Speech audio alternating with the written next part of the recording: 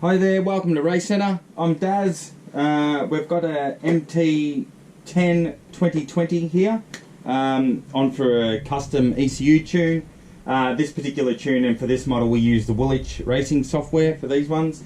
What we're doing here is first loading in our base ECU map that we've developed here at Race Centre, developed a couple of years ago, which modifies the throttle maps. Being a ride-by-wire bike, there's throttle maps that dictate the relationship between the twist grip and the actual throttle openings. So we've developed our own maps here that we load into the bike as a basis. They're much more linear. Engine brake is much improved. The bike rolls way better. The bike's way smoother. It's less restrictive. It's smooth, but it's more powerful and delivers the power better. And the three power modes 1, 2, and 3 are more distinctive, so you get better. You get a better option. You've got a bit more versatility in there. So that's the first thing we do, and then we do a custom fuel tune. A lot of the issues aren't developed on Australian fuels, so we do that.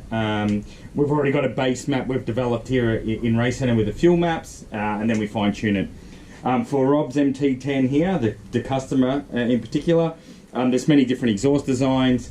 His exhaust is an exhaust that has a really short stubby muffler, and while they look cool, they would be very, very loud if they didn't have a very restrictive baffle or noise killer.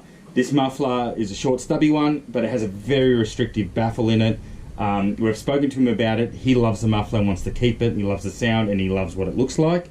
If we were to unrestrict that muffler, it'd be horrendously loud and unusable. So we're sticking with that, but that costs this bike about 25 horsepower, unfortunately.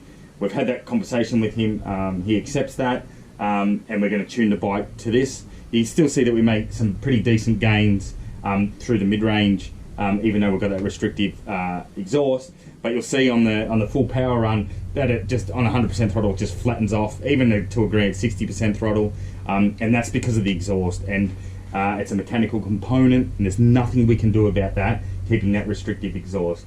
So if you're searching for power, it's very, very important you select the right exhaust and muffler combination. A lot of the short stubby mufflers, they actually are going to require noise killer to keep the noise down, and we're not talking about a little bit loud with those exhausts, with those dB killers out. It's very loud, so much so you're just not going to be able to use it on the road. So if it's a short stubby muffler, it's going to likely need a dB killer, and that's also going to kill power. So it's something to think about. The longer mufflers that you see, like the Acuras and stuff, and we use Megacycle, who makes some awesome custom mufflers.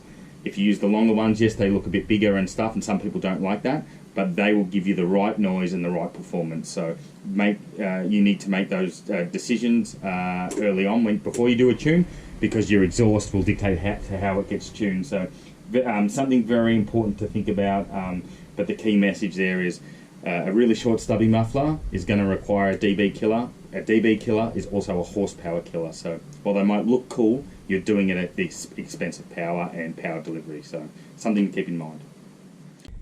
Okay, so you can see the short stubby muffler I was talking about. Some people love the looks of these types of thing, but if I go around here, you'll see inside there that is very, very restricted. So it's got that restriction in there just to keep the noise down. Now that also really hurts the flow at high throttle percentages, and it's simply like having a really small exhaust outlet on this, and it's killing about 30 horsepower, so not great.